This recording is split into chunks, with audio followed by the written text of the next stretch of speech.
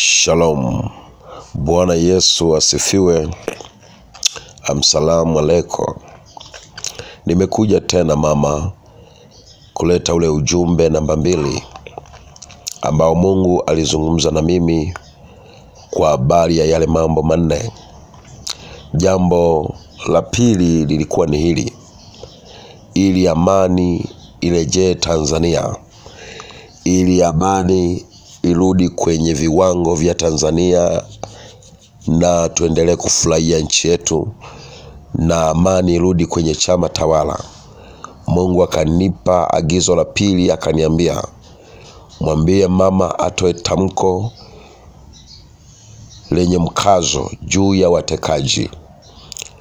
Yoyote anayehusika juu ya utekaji, awe yuko wapi, litoke tamko kutoka kwenye kiti cha uraisi, ambaye ni wewe mama yetu. Mungu amekuamini, amekupa hicho kiti, sio kwa bahati mbaya, kwa makusudi kabisa kamili ya Mungu.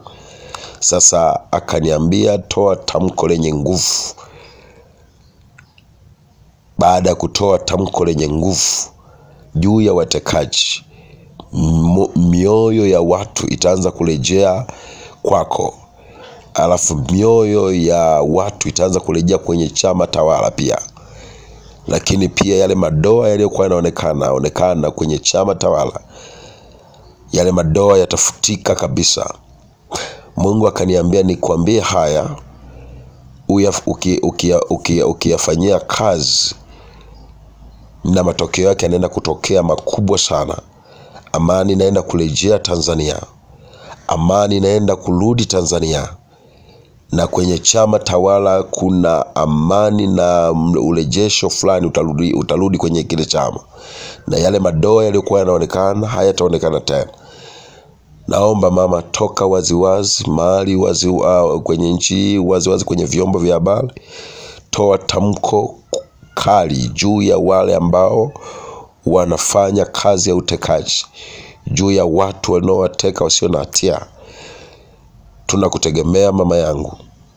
Mungu amenituma kama nabii wake. Mimi naitwa Prophet Nyundo, ni yule mtumishi wa Mungu, nabii Prophet Nyundo, jicho la Mungu, ambaye nimetumwa tena kwa wakati na majira haya. Huu ni ujumbe namba 2 ambao unatakiwa utamke tamko la waziwazi lenye mkazo, ambalo ukitamka juu ya hawa watekaji wafanyiwe kitu gani, kwa sababu wanafanya mambo ya ajabu, wanatenda mambo ya ajabu. Wanatakiwa litoke tamko kutoka kwako Mama Samia, rais wetu.